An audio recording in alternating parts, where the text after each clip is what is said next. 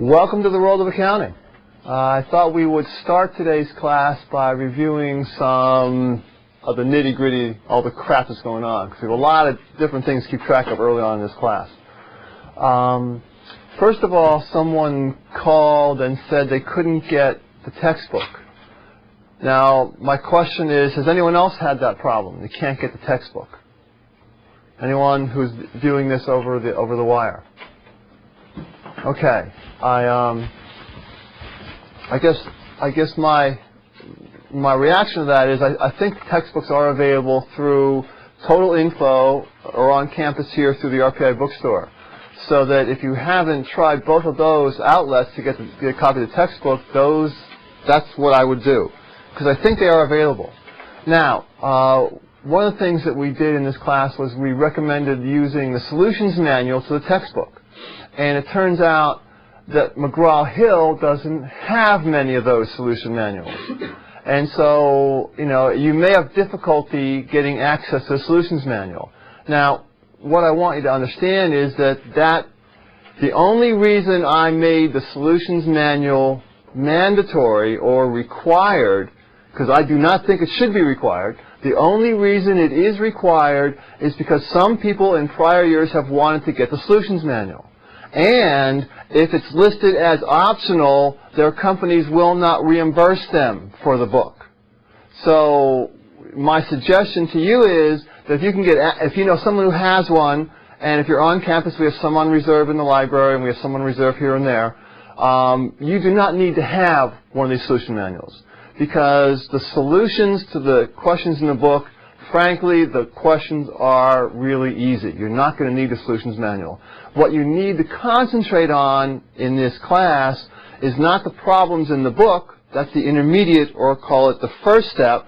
But what you need to concentrate on are the problems from the problem sets.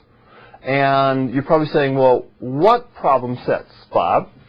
And so, I went to the website right before I came over to class. And what indeed, I couldn't find them either. So I talked to Eleanor Cupp, who's who's taking care of all that stuff. She promises me the problem sets, the two you will need initially are problem sets 1 and 5. She promises they will be up tomorrow or the next day. So you will be able to get problem sets 1 and 5 and problem sets 1 and 5 answers, and they will be up fairly soon.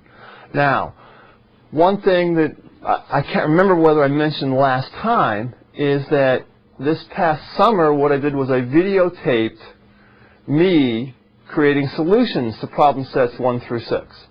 And right now, the tape for problem set 1, the tape for problem set 2, and they're working on the tape for problem set 5 are all in the process of being video streamed. And we hope to have them up we hope to have at least problem set number 1 tape, video streamed, and available by the end of the week. So that will help you, because what you're going to find, and what students every year have found, is they go to problem set number 1, and the first 10 questions are fairly easy, like the questions in the back of the book, and they go, no problem. They get to problem 11, and they go, Well, please understand, the questions from old exams are tricky. It's going to take you a while to get used to them. That's why I give you both the questions and the answers and me solving these things, just so you can see me do it in action. And then hopefully you can take that knowledge and apply them to old exams, which you will not get the answers to, but you'll be able to find a question on a problem set very similar to the questions from old exams, and you can practice and work through those things that way. So, just so you understand my rationale and the method to my madness. So what you will have, let me review again, by the end of the week you should have problem sets number 1 and number 5 and their answers on the website, and the video streamed Boylan's solution, right, to problem set number 1 by the end of the week.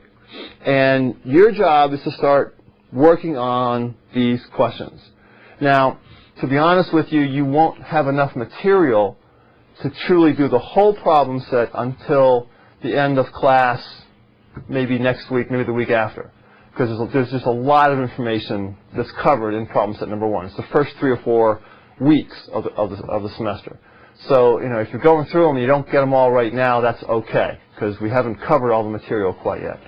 But in any case, I wanted you to have an update that stuff was, in fact, it is, you know, it's going to be available, and the old exams will also be available in short order. That stuff's all in the works. Now, last time I said we ought to make more concrete the date for the exams, and I got a lot of feedback from students both on campus and off, and everybody hates the idea of having the midterm exam before spring break. And the reason is because other people have other exams that week. And so the midterm exam right now is scheduled for live students on Monday, March 19th. And that is Monday after spring break. Okay, just so you know. And that's 2 days after St. Patty's Day. So you have all Sunday to go from being green to that cute pink I'm seeing in all these faces in front of me right now. Also, the project number 1. Project number 1, we want to have due Thursday of the week before. In other words, I want you to do project number 1 because that will help you to understand the material in studying for the midterm exam. And I also want to get it to me in time so I can take it with me because I'm going on spring break as well. So I'd like them to arrive on or before Thursday, 3/8/2001. And this is, again, and you should email this stuff to me. And actually, you're not going to email it to me, you're going to email it to one of the TAs, and we'll work that out a little bit later. But I wanted to make sure we had all these things emailed to us before spring break started, so we'd be able to have get all that graded on or about when you're taking the exam, just so you can get some feedback in a hurry. Now, there are 4 requirements to this course. You now have dates for 2 of them. The final exam, I don't know when the final exam is going to be given. But I am pretty sure it's going to be given during Monday of final exam week. So I don't know when that is off the top of my head, but I am reasonably sure that Monday of final exam week, that night, is when the final exam will be. So if you're marking your calendars, make sure you aren't traveling, or if you have any discretion, make sure that date is free. The last to do is project number 2.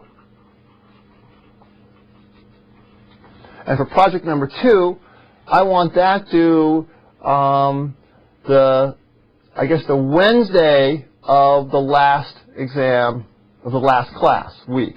And so we'll have our last class on Monday. Then you'll be able to take that material from Monday, you have Tuesday and Wednesday, and then submit the final project. And that turns out to be, what did we say that was? That was 4/25. Wednesday's the 25th? Yeah. So let's make that Thursday, just to give you another day. So Thursday, the 26th of April, 2001, is the due date, again, and you can email these things to probably one of the TAs, will be the due date for project number 2. So now we have hard dates for all 4 of the deliverables for this class. Any questions about that? Now, those of you who are viewing this tape delay, the usual convention, as I'm sure you know, is that you will be taking it with a 1-week delay. So, for instance, the project for you would be due on the 15th, 7 days after the 8th, and et cetera. So that's, just So there's no doubt about that. These are the due dates for the live students. Those of you seeing a tape delay, you have, as I understand it, a 1-week leeway, and that is what the convention has always been. Any questions? Any questions from anybody, either on the wire or in class, about what's going on in the class, where the stuff is? It's Srini, right? Srini, yes. Srini. Can I question on this problem sets? How is the problem set 1 relates to chapters 1, 2, 3, 4, 5? Is there a relation, or like is it just? At the top of the problem set are the topics that are covered in the problem set. Now it's related more to the note topics than to the textbook chapters. So, but I will try to make that very clear. Okay. So good point. I mean, good question. When you see the problem sets, it can sometimes be a little bit vague as to what is being covered in each one of these problem sets. And I'll try to make that a little more clean for you in class. But what I can tell you right now is that problem set number 1, which is what you need to focus on, because it's probably the trickiest one, especially at the beginning, is going to cover the material for the first 4 classes or so. So, that's where you want to focus your time. And then problem set number 5, one of the next topics we're going to be doing is a thing called present values. And problem set number 5 is the problem set on present values. So problem set number 1 and then problem set number 5 are going to be the 2 problem sets that you want to focus on for the first, like I say, 4 weeks. Question? Are you aware of any problems with doing the lecture 1 on web TV? So you're talking about any problems with viewing over video streaming? Yeah. Are you aware of any? I'm not aware of any. Lord knows I've had some trying to view it myself. But I don't. You're really asking me, am I aware of any solutions? I think is what you're asking me. And the answer is absolutely not. Okay. What's your problem? It won't open. It doesn't open at all. I guess the person I would email about that is Eleanor Cupp. And you have her, it's CUPPE at rpi.edu. And that's where I would start. And she will bing you to whoever can answer that particular question. You got into the website okay, everything else worked okay, but it just wouldn't come up. Right. And you were viewing it from where? On campus or from home? Home. AOL or something like that? Roadrunner. Roadrunner. Okay, I don't know if there's a Roadrunner problem specifically, but hopefully Eleanor can help you with that. Okay. Any other questions? So a quick review. I'm sorry. The project number 1, is that going to be on the website as far as? It will be on the website by next class. I, in fact, have that work in process. I'm debating how clever to make this particular project at the moment. I'm updating last year's project to make it a little bit more interesting. But it's very similar to last year's project. Yeah. So it really is not a difficult project. It's an Excel-based project where you're forecasting financial statements. This is not a big deal. Yeah. Any other questions? Okay, let's do a quick review of what we did last time. Because remember, I'm assuming. Is there a question from off campus? Someone's looking at her monitor like she hates it. Last time. I have a question in San Jose. Okay, San Jose, go ahead.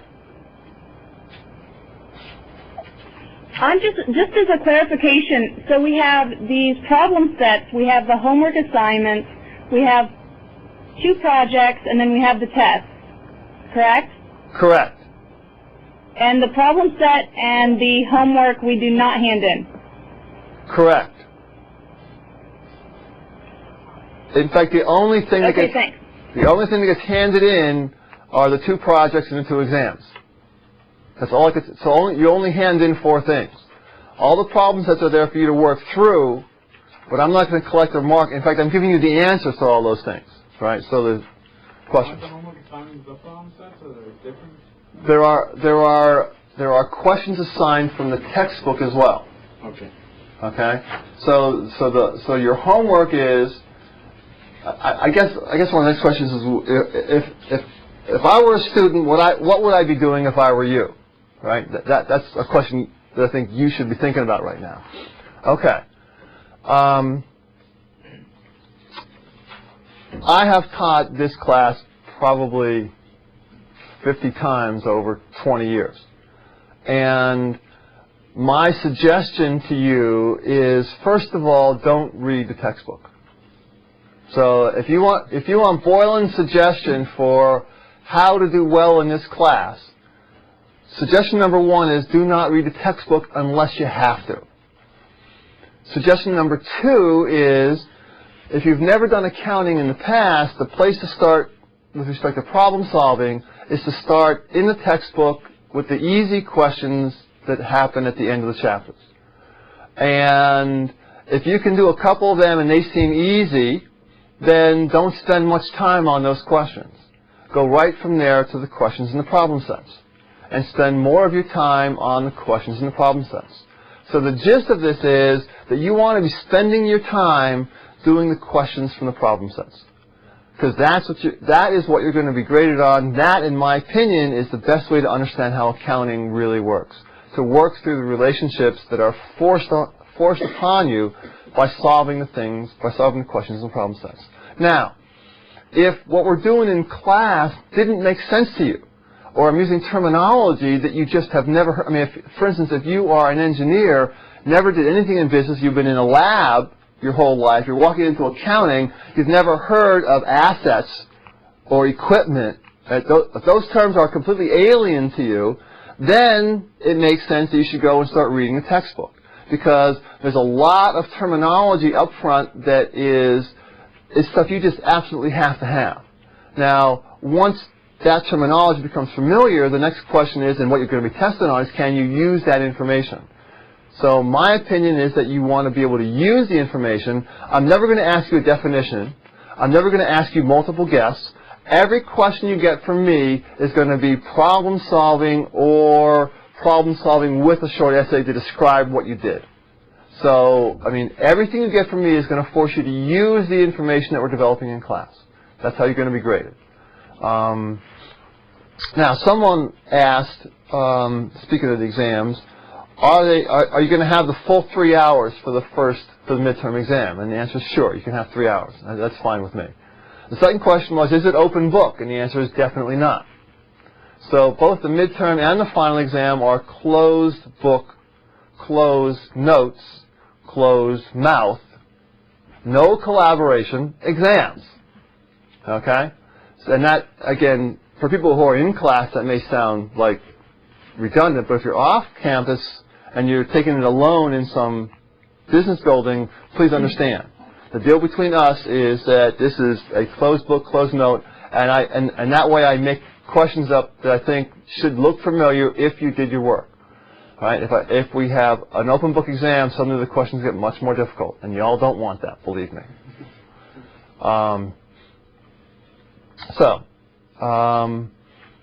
Anything else? Yes. Question, Professor. If there's no textbook, so the only material which we can read is your notes, am I right? No, there is a textbook. Yeah, if we don't want to use a textbook, the material that we have to read is only the That's notes. right. And if we can read the notes, we can survive. If we know the basic terminology.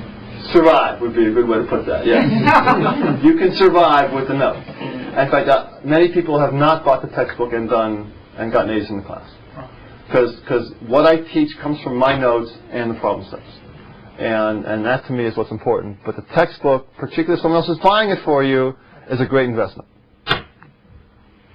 Okay? I know this last week.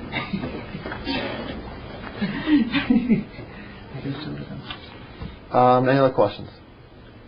Are you giving any take-home parts to the midterm of time? No, I've done that in the past, and this time I do it different every year. And this time I'm not going to have a take-home part. It's going to be, come here, good luck. 3 hours, right? I'm going to try to design an hour and a half exam, but give you 3 hours. So there should be, for instance, the midterm exam is going to be 10 questions. The final exam will probably be 14 questions. Similar questions. So you should have, most people will finish the midterm exam in an hour and a half. But that gives you time to get up and walk around and go think about things and do whatever.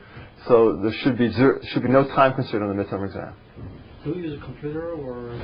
Oh, can you use a computer? And the answer is, I encourage you to use a computer. what I will be doing in class, in fact, from this point forward, I encourage you to bring your computer to class. Now, this is one of those nice classes where you can't hook up to the internet. That means no one's going to be playing games with their buddies or writing notes or things like that, or their email. But what I will be doing in class is I will be using Excel. And so my suggestion to you is to use Excel to solve problems. And so you cannot access your notes on your computer. If I see that, oh, boo-how. Very bad. Right? Very bad. But other than that, to use Excel to do present value problems, to use Excel as a calculator, to use Excel to solve, you can create your own worksheets as long as they're blank to help you solve problems. That's fine with me. I'm going to encourage you to use Excel at every instance you can possibly use it. And any of that stuff that you create, right, that doesn't have any numbers in it, right, but if you create blank forms that will help you solve the questions in the problem sets, you're welcome to bring them up and use them on the exam. So not only do I say it's okay, I encourage you with every ounce of my soul to use your computer on everything we do in this class. Anything else? Okay, what did we do last time? Quick review of what we did last time. We did the basics of accounting. And the basics are as basic can get. We started with two questions. Question number one is, what type of an account is it? And what are our options? There are three. There are assets, liabilities, and equity accounts. So question number one, and all we did last time was record information. What type of an account is it? You need to be able to recognize asset accounts, you need to be able to recognize liability accounts, and you need to be able to recognize equity accounts. Now, what's tricky in that particular equation? And the answer is, the tricky part is under the equity portion. The tricky part is, in fact, there's a thing called retained earnings as part of the equity accounts. Now, retained earnings we talked about last time is what?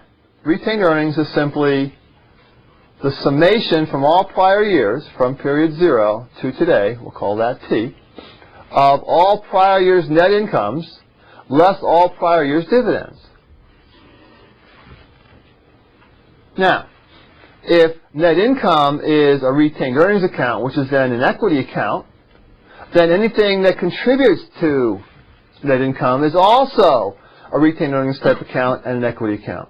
Well, how do we calculate net income? Net income is revenue less expenses.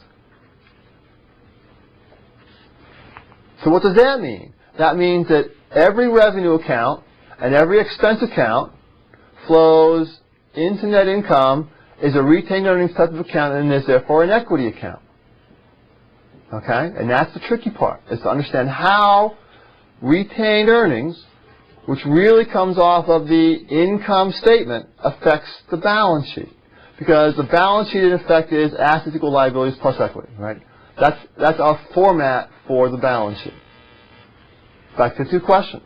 First question is, what type of an account is it? What's the second question?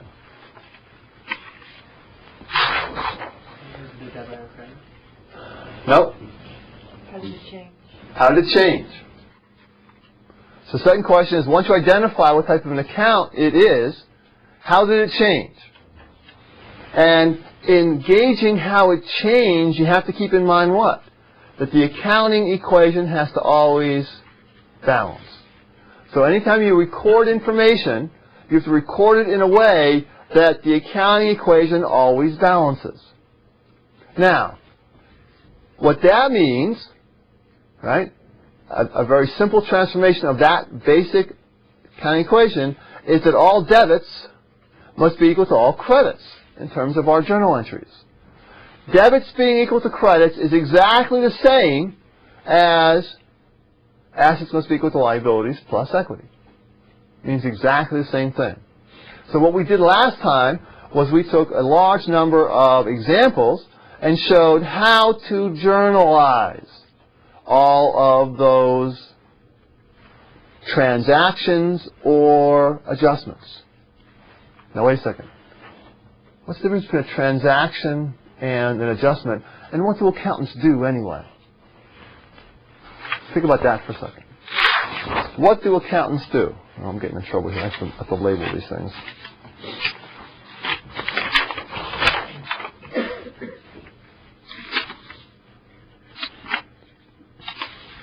What do accountants do? Well, what accountants do is they create financial statements.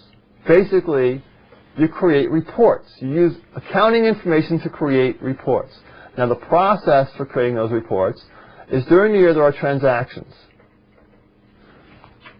What's an example of a transaction? How about Nate? What's an example of a transaction? Buying a business truck. You buy a truck, you buy inventory, you sell something. These are all transactions, right? Many of them involve cash, but not necessarily. You could buy something on credit, in which case cash didn't go out or come in, yet it would still be a transaction. Now, at the end of the year, or the end of the period, right? Could be the quarter, could be the week, could be the day.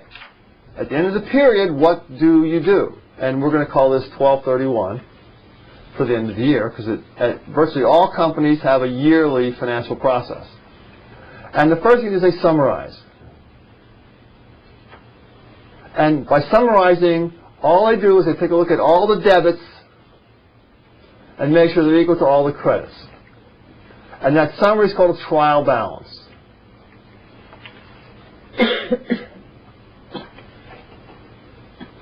Now, next thing they do is they create what are called adjustments.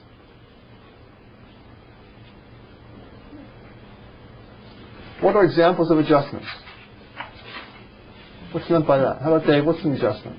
The one example that we had was wages that were earned yet not paid in the fiscal year. Okay, we use, and this is a new term, and this is today's term, right? This is what today's class is about. We use what's called accrual-based accounting policies. And don't confuse accrual with C-R-U-E-L, right? That's not the accrual we're talking about, right? We're using accrual, and the notion of accrual means that we try to match revenues to the period in which we earn them. We try to match expenses to the period in which we incur them, and that may be different than when the cash moves. So we need to distinguish between two types of accounting. One, cash basis accounting, which simply is when the cash goes out, it's an expense, when the cash comes in, it's a revenue. And accrual basis accounting, which means we recognize the revenue when we earn it, which may be different than when we actually get the cash. And we'll see examples of how we do this accounting as the class progresses.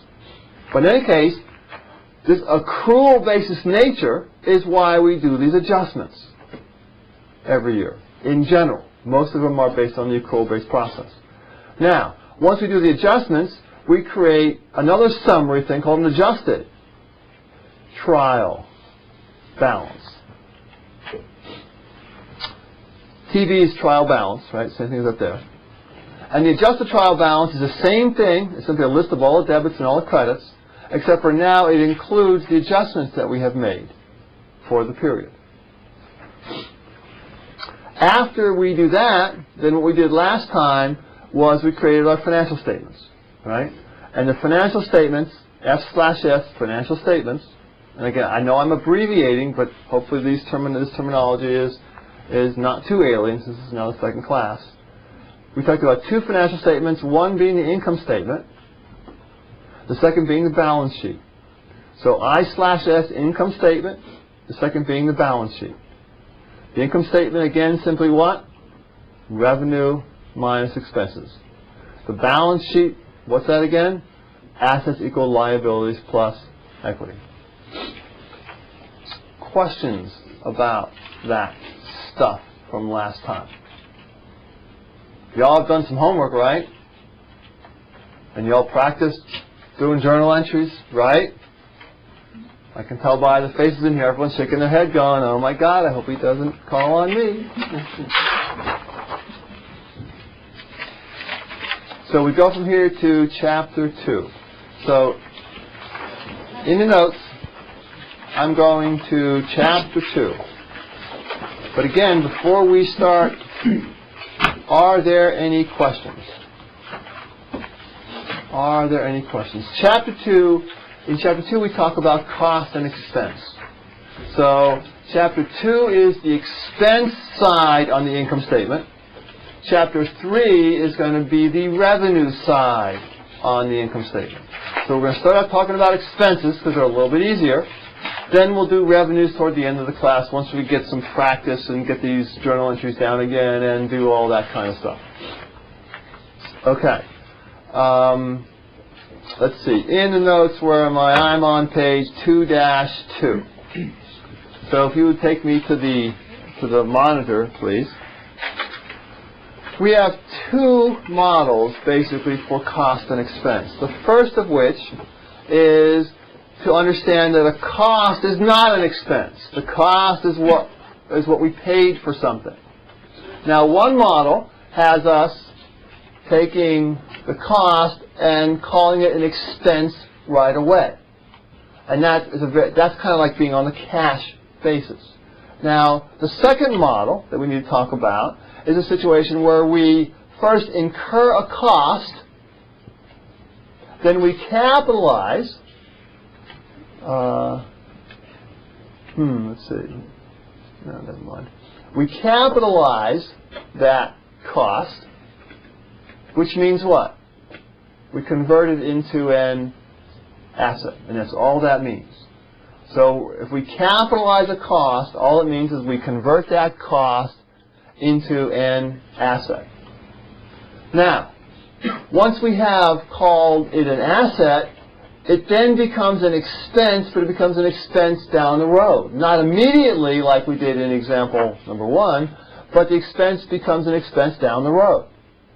Now, in the example we did last time,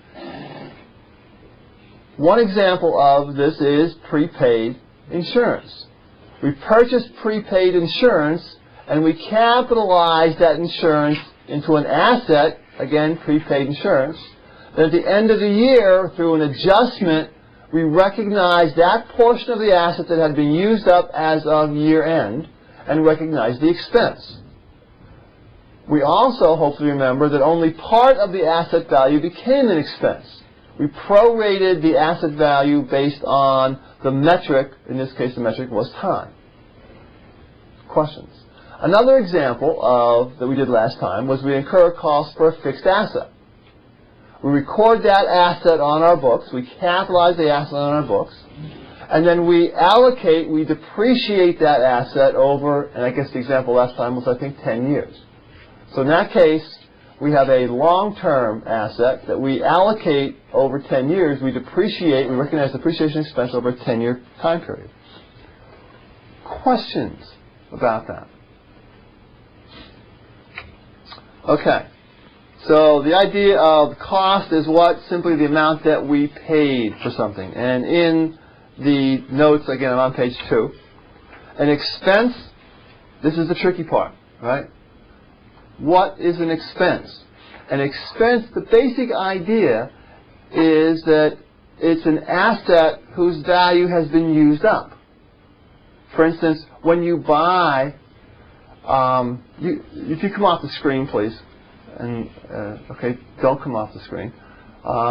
When you buy insurance, you buy a 1-year or maybe a 2-year policy for insurance. Now, why do you buy insurance? And the answer is you buy insurance as risk avoidance kind of policy. Now, this risk avoidance thing has a metric, and the insurance wears out over time. So that what happens is, as of the end of the year, you recognize the amount of the asset that has worn out, which is what we did in class last time. Similarly, we have an asset called a piece of equipment. We expect it to last 10 years, purely a guess, right? If it lasts 10 years, then we allocate the cost to an expense over our best guess about how long that asset will last. Again, that guess being 10 years. So we chunk this thing into 10 separate parts, and we expense 1/10 of this asset every year based on our estimate. Questions? Okay. I actually have a question. Sure. The prepaid insurance, is that just a unique example that we bought it in March and we were doing the accounting cycle as of December 31st? Whereas if we bought a one-year policy on January 1st of the year, it would just be an expense because at the end of the accounting cycle it's all used up? If we had purchased the policy on January 1st and it were a one-year policy, then it would have been all used up. So in that case, you might be tempted initially to just record it as an expense. But that technically would not be accurate because if you made up quarterly financial statements, right? Now again, every firm makes up quarterly financial statements, right? So the first quarter's income statement should only have 1 quarter of the insurance expense because you bought a one-year policy. So what should happen appropriately is if you bought it on January 1st, even though you know it's going to be an expense by December 31st, you still record it as an asset, and then you allocate it to however many periods that you would be creating financial statements for during the year. Is that? Yes. Okay. Okay. Where am I? I am in the notes. I'm moving to page 6.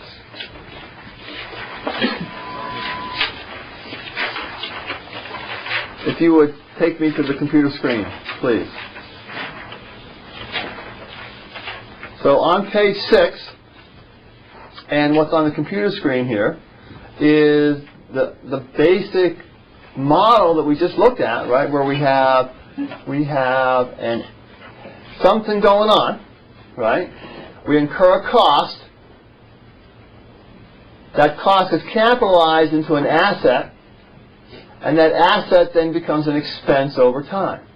So we have, in this case, 2 short-term kinds of assets that turn into expense, and then some long-term assets that become expenses. The first thing we want to talk about is inventory.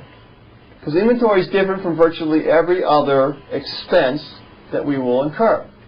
And we purchase inventory, and then that inventory becomes an expense, becomes an expense over time. Except for, what's the metric that we use to recognize the expense? Now, for prepaid insurance, the metric is what? Is time. For prepaid rent, the metric is time. For fixed assets, depreciation is based on time. What's the metric for inventory? Units, stock, savings. And the answer is, we do not recognize that expense until we actually sell the unit. So when we buy inventory items, or we produce inventory items, it doesn't become an expense until when? Until we sell the item. Now, in particular, it doesn't become an expense until title passes. So if you come off the screen for a second. So what's going on is when a company sells something, right, when does that thing actually become an expense? And the answer is not until it ships, right? And the key thing here is when title passes. Now,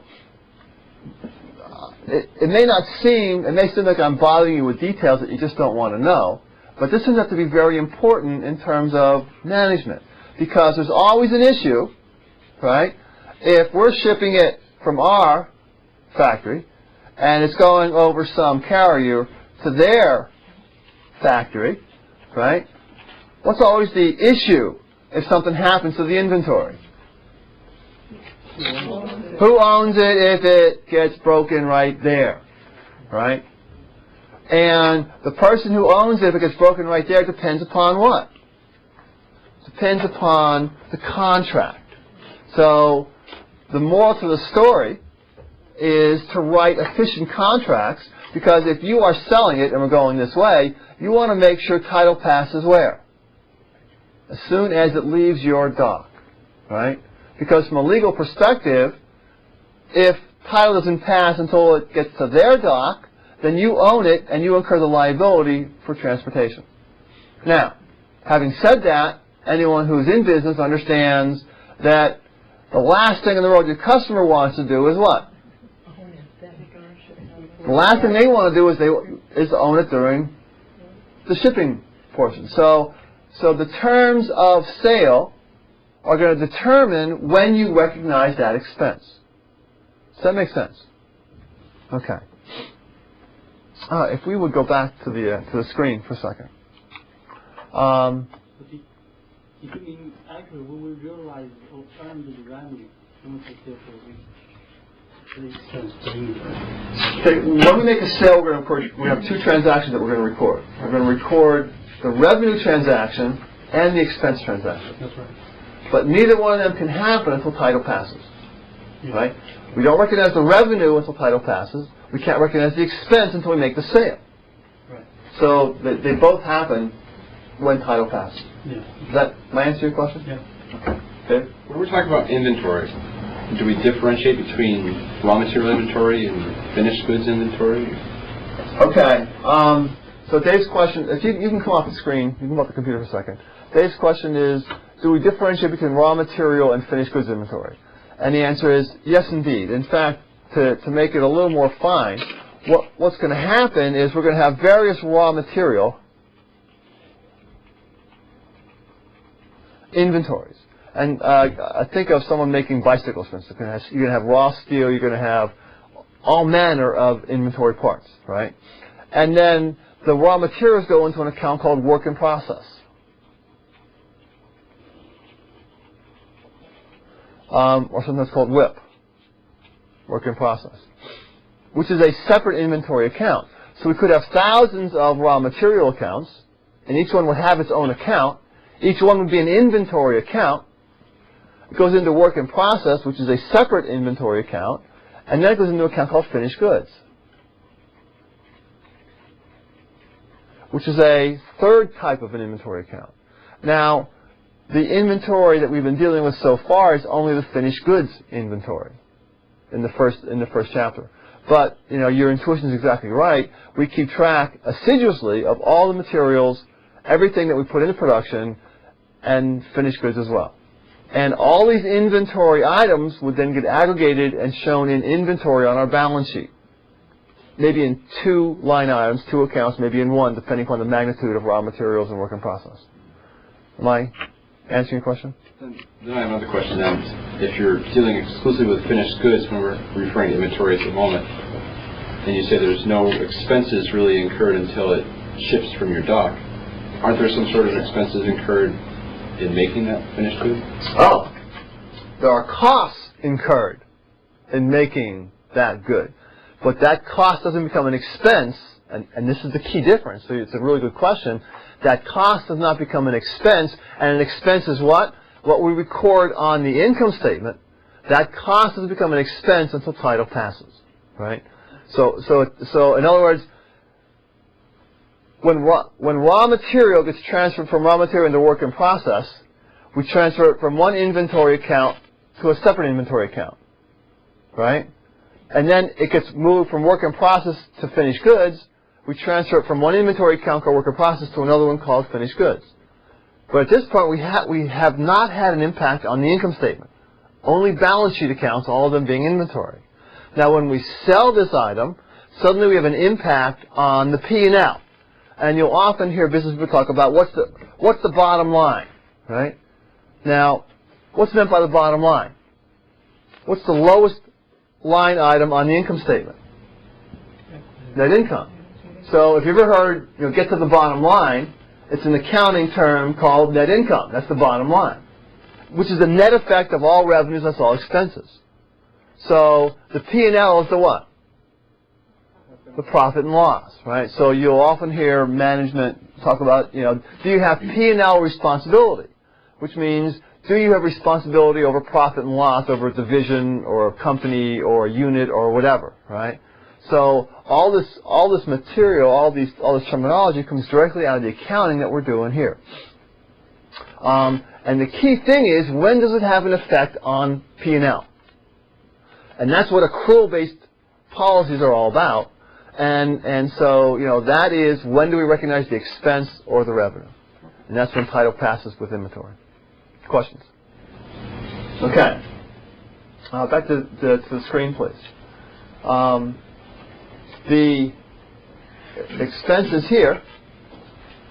So inventory when title passes, prepaid expenses, the metric is time. Very simple, we simply allocate it over time. Now technically, we should allocate it on a daily basis to be more accurate. But in this class, and we should do the same thing with things like fixed assets, like depreciation. For instance, technically if you bought it on January 15th, you should record depreciation for 350 days. In this class, I'm going to assume that anyone can prorate. So as far as I'm concerned, no matter when you buy something in this class, take a full year's depreciation on it in the first year, because I know you can all add and subtract. And it's a triviality in accounting, although one that we usually follow to be accurate and things like that. So when you're doing the problems from the problem set, sometimes they're going to want you to allocate depreciation over 1 year or the next and take 3 months in the first year. And on exams or anything that I have you do for me in class, I'm going to ignore, you should understand that's what happens, but I'm going to, it's just not that important in accounting. It doesn't help you understand really what's going on. So take a full year's depreciation is the moral to the story. Questions? Back to the computer screen, please. The long-term assets. What we've talked about so far is this one asset called the fixed asset, property, plant, and equipment. And when that becomes an expense, it's called what? Depreciation. Or more specifically, depreciation expense. However, is that the only long-lived or non-current asset? And the answer is no. We also have intangible assets. What are examples of intangible assets? Okay, copyright is one. Goodwill. Goodwill is another, whatever that is. Patents. CRD expense. What's that? CRD expense. CRD. What's CRD? Oh, RD, sorry. Research and development. Research and development, not really. No. Turns out we do something special with research and development. But copyrights, trademarks, patents, goodwill, organizational costs, when the firm is first starting, things like that become intangible assets. And the key thing here is that this intangible asset, when it becomes an expense, we amortize it, or amortization. It means exactly the same thing as depreciations, calculated the same way as depreciation. We simply divide by 10 and run it through. But we use a different term. And the term, again, is amortization. Now, we can have separate long-lived assets, like natural resources. What are examples of natural resources? Lumber. You have a timber stand, right? The trees that are growing on your timber stand are a natural resource, and when you sell that stuff, right, we call that depletion. So here's another example with natural resources, similar to inventory, where with natural resources we usually deplete that natural resource based on units extracted. For instance, we have an oil well. You allocate the cost of the oil well based on the units, the barrels of oil that you pull out of the ground, or the trees that you cut down, or depending upon whatever that natural asset is. Questions about that? Let's do a few examples. Let's see. Prepaid expenses, which one? Where are we now? Same example.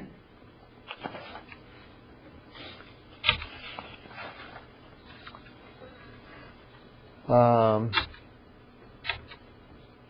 come on.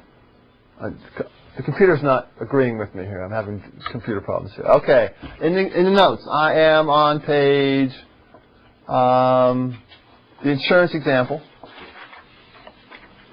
And the insurance example, I think, is on page 6, perhaps? 7? Okay, on page 7. So on page 7, we have an example where a firm is buying two types of insurance. It's buying casualty insurance, and in accounting you need to keep track of the dates, right? So the casualty insurance we buy on April Fool's Day. Good day to buy insurance. And so it's going to last till March 31st of the next year. For liability insurance we buy it on June 1st, therefore it goes to May 31st the next year. The premiums, 48 and 72. So your job is to record all these transactions. Now, the first transaction we're going to record is to aggregate, even though they bought them at different times, technically the firm would have made two entries, one each time they actually bought this insurance.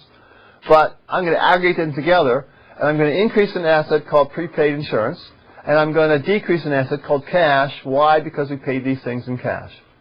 Questions about that? Okay, at the end of the year, using accrual basis accounting policies, right, we allocate the amount of that asset that was used up during the year. Now, for the year, the total expense that was used up is going to be $7,800, and the calculation looks like this. The casualty insurance, when did we buy casualty again? April Fool's Day, right? So we had it 9/12 of the year. 9/12 times the amount we paid, $4,800, gives us $3,600. Liability, we bought it on June 1st, therefore we owned it for 7 of the 12 months. 7/12 times 72, $4,200.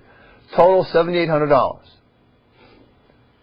So let's go back to the entry again. Debit, decrease in equity account, and it's a retained earnings type of account, right? Call that insurance expense. So the total amount, this adjustment, $7,800, and decrease the asset, prepaid insurance, for $7,800. Questions about that? When you enter it, when you first purchase it, you're entering it in at separate times, obviously. Yes. Then quarterly, you then combine them, when you're doing your statements? As of the end of the year, you would just, Combine, that's right. But quarterly, you're still keeping them separate? At the end of the first quarter, prepaid insurance would only have been the amount from the first policy. Right. And at the end of the second, prepaid insurance would have been larger if they did not expense some during the first quarter. Am I answering your question?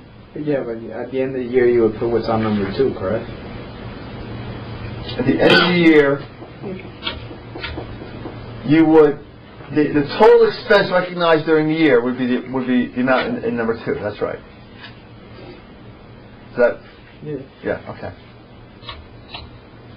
Okay. If we go to the screen for a second. So what we just did was we showed you how to do the journal entries. Now I'm going to use T accounts to show exactly the same thing. Notice T accounts. An asset, cash, we debit, increase cash, credit, decrease cash. And what we did initially was we debited an account called prepaid insurance, and we credited an account called cash. Cash went down by $12,000. Insurance, the asset, increased by $12,000. Now, at the end of the year, what we're doing is we're creating an adjusting entry, call it entry number 2, where we're decreasing the asset by $7,800 and recognizing an expense. And notice an expense is a decrease in an equity, a retained earnings type account. We're debiting an expense account for $7,800. Now, here's my point. In terms of what you're doing, you can when you're recording these journal entries, you can record them either in journal entry form or in T account form. Either way, as far as I'm concerned, it means exactly the same thing. And what you're going to find that I do a lot in class is I will use these T accounts to record information. Because T accounts give me what happened at the beginning, what happened at the end, and I just find T accounts to be a much easier way to show the history of what was going on. There's a question. Yeah, if assets equals liabilities plus equity, and cash is an asset, and insurance expenses an equity, where does the prepaid insurance fall? What is that? What type of account is that? Prepaid insurance is an asset account. An asset. If you go to the screen, excuse me, if you go to the screen for me, notice assets account, debits increase it, credits decrease it. And so what we did initially was we paid for something that had value to us. And things that have value to us we call assets. So we paid for prepaid insurance, and that then became an asset. We capitalized that cost into an asset called prepaid insurance. And then at the end of the year, we adjusted it to recognize that of the $12,000 in the asset, $7,800 had been used up. Okay? Questions? So as of the end of the year, right, the balance in prepaid insurance will be $4,200. Questions? The next year, we use up the balance of it, and the entry is debit decrease in the equity account insurance expense for the remaining amount, which would happen as of the 31st of March, and then reduce prepaid insurance by, again, the $4,200. Those were the entries last year. This year's entry is, again, we can show it up here, entry number 3, debit the expense account for $4,200, insurance expense, credit prepaid insurance, $4,200, giving us our ending balance at the end of 0. Questions? Now, Do you put the dates? Or do you add the dates on these T accounts at any time? on the T accounts, do you add dates? And the answer is I don't, generally speaking. I just keep track of the information. I mean, if we were keeping track of all this by computer, the computer would keep track of the date. And in fact, every accounting system in general, the dates are tracked, but not by human hand, but by computer. What question? The close to retained earnings, nothing more than just closing out the T account for that line entry. I'm glad you asked that.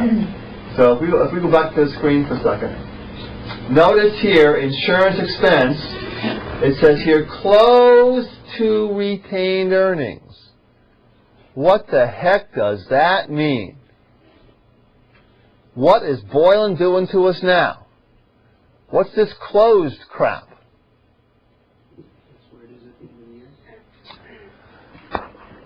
Okay, one of the things that we talked about last time, if you come off the screen for a second, please.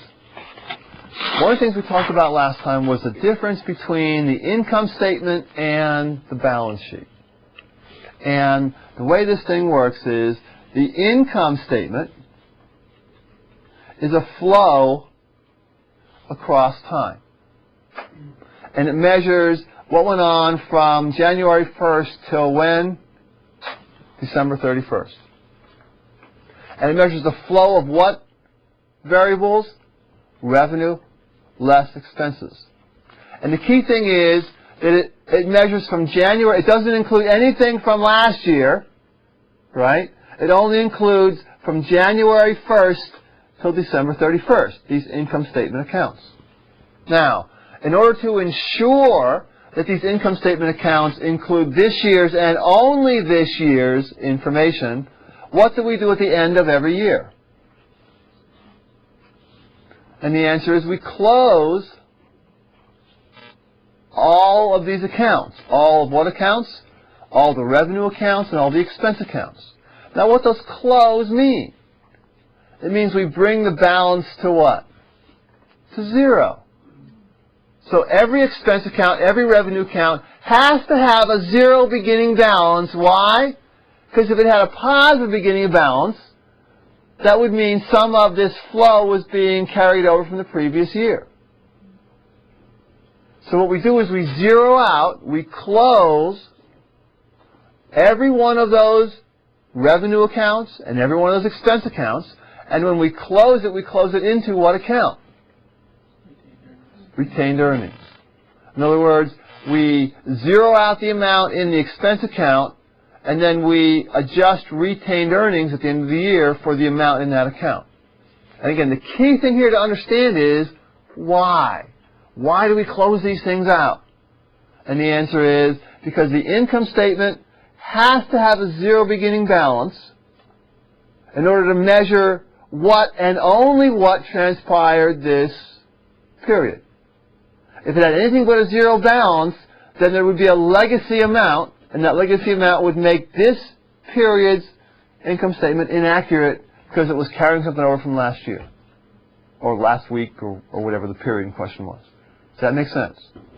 So this whole notion of closing the accounts is a very simple idea indeed. And that idea is simply that in order for the income statement to measure what it should, the flow during this particular period, it had to have a zero beginning balance, that expense account or that revenue account. And that revenue account then had to have what? A process at the end of the year where we close everything into this account called retained earnings. And you're going to see me do this. If it's a little bit hazy right now, you're right on schedule.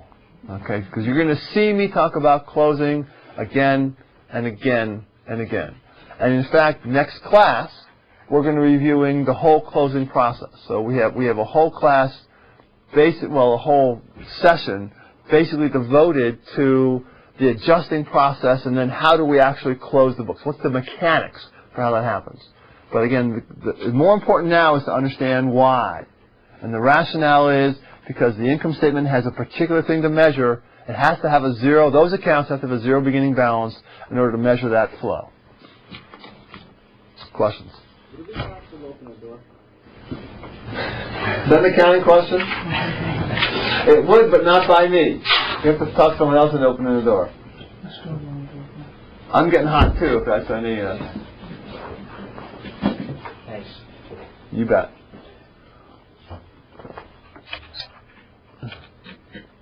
Okay. Next page. Next example. Now we're talking about fixed assets. And the picture is what we talked about before. We incur cost. We capitalize that cost into an asset. In this case, the asset's called what? Property, plant, or equipment.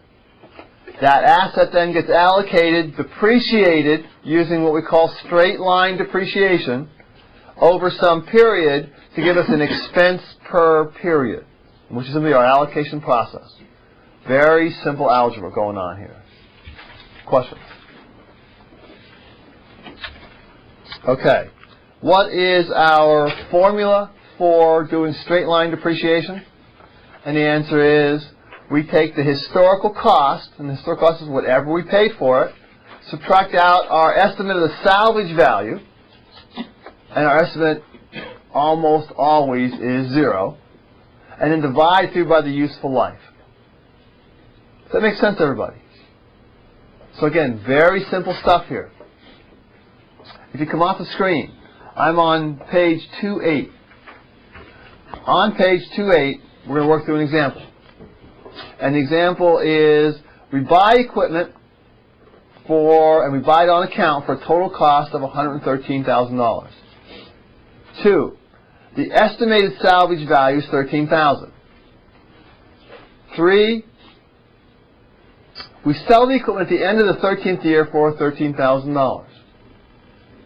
So your mission, should you choose to accept it, is to create the journal entries that would be recorded by this firm to record all the information in example 2-4. And I'm going to do it in front of you here, and it appears on pages 8, 9, 10, whatever. But I'd like you to stay on this page and follow along with me, because watching the process, you have it written down for you, right? Watching the process for how it's done, I think has some value. Now, as I said before, we could create journal entries, but what I'm going to do is simply going to create T accounts for what's going on. So the first T account I'm going to create is a T account for property, plant, and equipment. P, P, and E. Although in this case, it's just equipment, but just so we get the general P, P, and E. Now, what type of an account is that? It's an asset account. Debits, increase, credits, decrease. That's right. Now, when we depreciate this account over time, what type of an account is that? It's an equity account called what? Depreciation expense. It's It's an equity account, therefore debits are decreases. The decreases to what? To equities in total. And credits are increases. So let's record the first the part A, where we are purchasing equipment on account. And it turns out, in this example, we never pay for it. We just buy it on account and never pay for it. I'll stick our accounts payable over here, next to that handsome gentleman in the corner. Now, call this accounts payable. What type of an account is accounts payable? Liability, therefore debits are decreases, credits are increases. So we buy this equipment on credit, and we debit what? We debit the asset PP&E for how much? 113, call it journal entry number 1. And we credit what? Accounts payable for how much? Call it journal entry number 1. Any questions about that? So again, you could write it out longhand as a journal entry, or you just use T accounts. Either way is fine by me. The end of the first year, we go to create our depreciation expense as an adjustment. Right? The transaction was to buy the equipment sometime during the year. And again, like we said, in this class, as far as I'm concerned, we're going to take a full year's depreciation just to make our algebra easier. How do we figure out depreciation expense? We take the historical cost, which is how much? 113. Subtract the salvage value, which is what? 13. Divide through by number of years, which is 10. What do we get? 10,000 per year, right? And again, the key is per year. So we go to record depreciation expense. What is our entry? It's going to be a debit to depreciation expense for how much? 10,000. Call it journal entry number 2. And the credit's going to be to what? Well, what are we doing? We're decreasing the net amount of property, plant, and equipment, right? So what we did last time was we credited property, plant, and equipment. Well, it turns out that's not what we really do in accounting. We create a separate account, and that separate account is called accumulated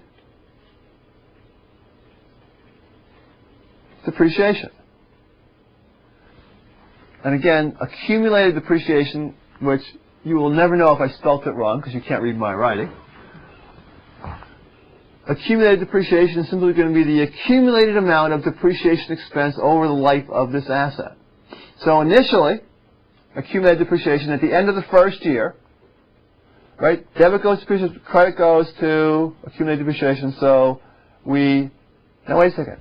What type of an account is accumulated depreciation?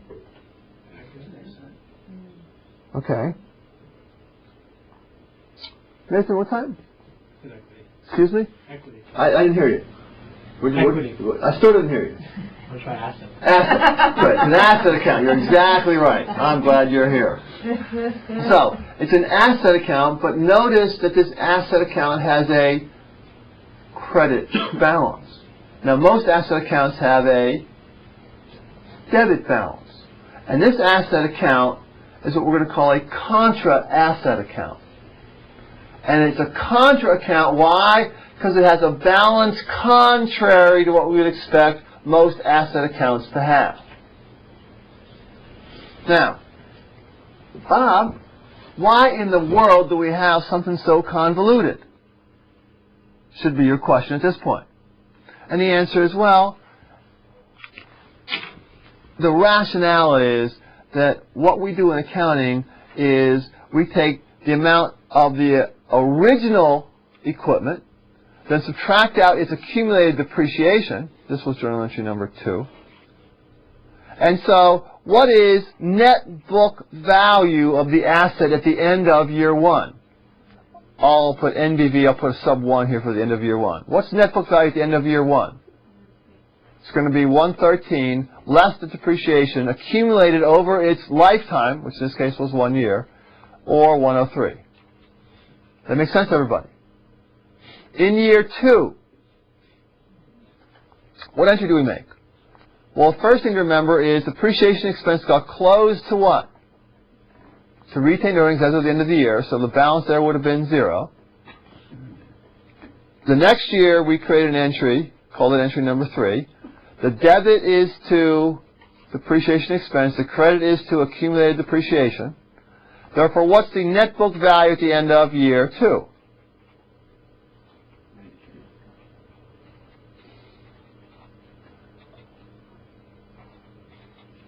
$93, right? 20,000 in accumulated depreciation. Questions about that? Jeff? I think maybe I'm just confused, but why don't you take the net book value of the first year instead of 113 minus 20? Why wouldn't it be 103 minus 20? Okay, because the net book value, you'd be double counting the first year's depreciation if you did that. Okay. Right? All right. Okay. I see. Right. Questions so far? Could you just do 103 minus 10 instead Yeah. of adding the 2? Would that give you 93? Yeah. But I mean, It's okay by me. All right. Question? Are these different pieces of equipment kept separate Yes, they are. So what, again, and and then aggregated to a... when I first started doing accounting, this kind of crap was a nightmare. Because you'd have file cards, one for each asset. You can imagine a place like General Electric that had 25,000 pieces of equipment at each plant, trying to keep track of each one of these things. And what would happen is every year you'd go to this thing, you'd find piece of equipment number 1155667, and you'd take the card out and you'd record this year's depreciation, and then net to the net book value on that particular asset. But of course that's dinosaur stories, and we'll come back to the present. And so right now it's all done by computer. But you keep track of every piece of equipment separately. And the reason is because if you go to sell that piece of equipment, then you know exactly what the book value is on that particular asset. Questions? So can you figure out what the rest of these entries are going to look like? Okay. 10, 10, 10, 10. Yeah, 10's a good number. Okay, we are now at the end of the year. The end of year 10. And what happens? We sell this piece of equipment for how much? $13,000. What is the net book value at the end of year 10? Total accumulated depreciation, dot, dot, dot, dot, is going to be how much? $100,000. Net book value is going to be what? The 113 historical cost less accumulated depreciation of 100. So net book value is going to be what? 13. This is net book value period 10. Right? And if we sell this thing for $13,000, what is our gain or our loss? 0. And the answer is 0. Right? What entry do we make? In order to we sell it, therefore we have to do it. We take it off our books. What entry do we make? We receive payment for $13,000. Huh? Okay, so we receive cash for $13,000, and is that debit or credit? We debit increase in asset called what? Cash. For how much? $13,000. Now what do we have to do? Credit and asset. We have to get rid of the asset, property, plant, and equipment. So we're going to decrease an asset account called PP&E. For how much? No. 113, right? Because that's what's in that asset account. Let me go back and show you. What's in that asset account? 113. In order to get this thing off the books, we have to credit this for 113, which is what we just did right there, right? And these are debits here. These are credits. So we just credited, and the balance then went to what? 0, right? Which is the balance we want because we just sold that, right? Now, we have an entry doesn't balance. Doesn't balance at all. We have to, in other words, if we're taking off the asset, we have to take off its accumulated depreciation as well. The accumulated depreciation has what? Has a credit balance of 100. To get rid of it, what do we have to do? We have to debit it for 100 to bring the balance down to 0. So in this entry, we debit, we increase an asset, right?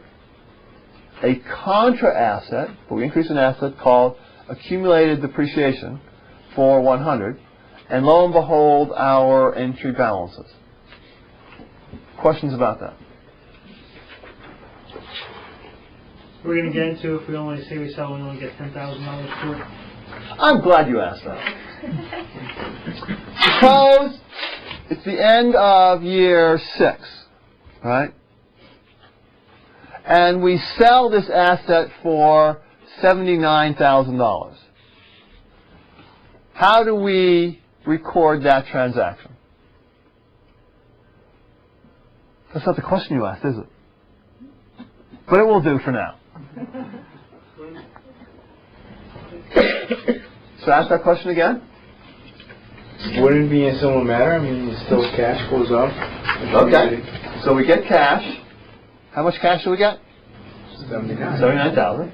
That's easy enough, right? And what do we do? This is at the end of year 6, right? What do you want to close out accumulated depreciation? Close out accumulated depreciation. So how do we do that? That's isn't that increase in asset by 60,000? Okay, that's 60, right? Agreed. You have to debit the asset. We sold the asset. We got to get rid of the asset. Can we debit it or credit it? Credit it. We get rid of the asset. We credit an asset called what? PP&E for how much? 113. Entry doesn't balance. What do we do next? Would you add money to your retained earnings? No, money's cash, right? Or add Add something to retained earnings. Let me ask you another question. What's the net book value of the asset? 13 minus 60. What is the net book value? It's 113 minus 60. How much is that? Oh, if we only had a calculator this thing, oh my gosh. 53 is net book value. What did we get for it? 79. We got 79. Now, are we better off or worse off because of that transaction? We're better off by how much? 26,000. What do we need to make this entry balance? Profit. 26. What's that called? Profit or gain or equity. So we increase an equity account, a retained earnings account, and now I don't care what you call it, but what I would call it is gain on sale of property, plant, and equipment for 26. Does that make sense, everybody? So how do we get that gain? And now what we have now are two ways to do the calculation to make sure this makes sense, right? One way is to figure out what's the net book value. Then once you have the net book value, you compare the net book value to the amount that you got when you sold it, and you can have either a gain or a loss, right?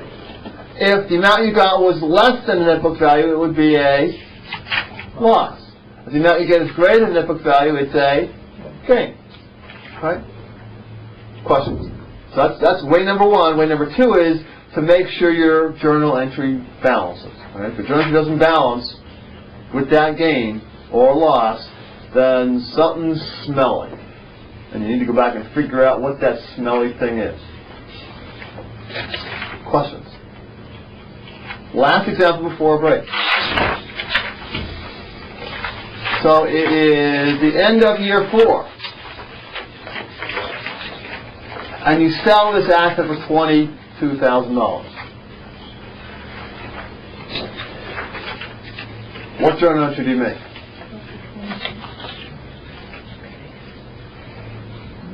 Cash asset. Okay, we increase an asset called cash. For how much?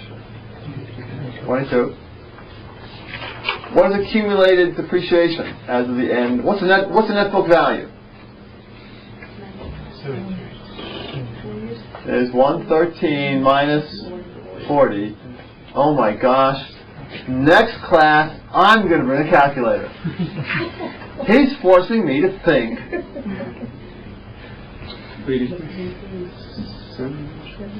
73? Okay. We sold it for 22. Therefore, our... Excuse me?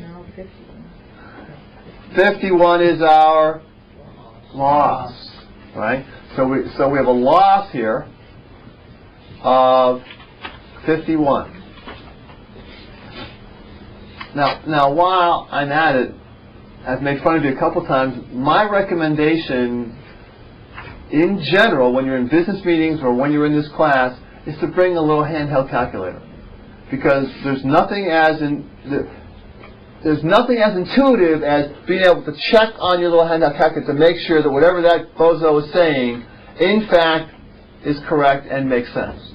And so and I've done it in many meetings, and then we'll go, excuse me, that's wrong. What you just said is flat out wrong. Let's try that again, because it doesn't add up. So, but that's just the accounting mentality, I guess. So we go to record this transaction. What does this look like? We pull off the accumulated depreciation. So we debit or increase an asset account. Remember, it's a contra asset account. Accumulated depreciation for how much? 40. Pull the equipment off the books. Decrease an asset called equipment, P&E for short, for 113. And now we need what? We need to record the loss of 51. How do we do that? Is it debit or credit? Debit. We decrease an equity account. It's a retained earnings type account called what? Loss on sale. Again, I don't really care what you call these things as long as they something reasonable. And here, 51 is added up. 78 adds up. Questions? Again, making sure this thing adds up. Make sure anytime you hand anything in to me, if you're doing a journal entry, make sure it adds up. Right? So this 113 looks good to me. Questions? Let's take a break. We'll come back in 6 minutes or so and move on to even more exciting stuff before we go home today. See you in 6.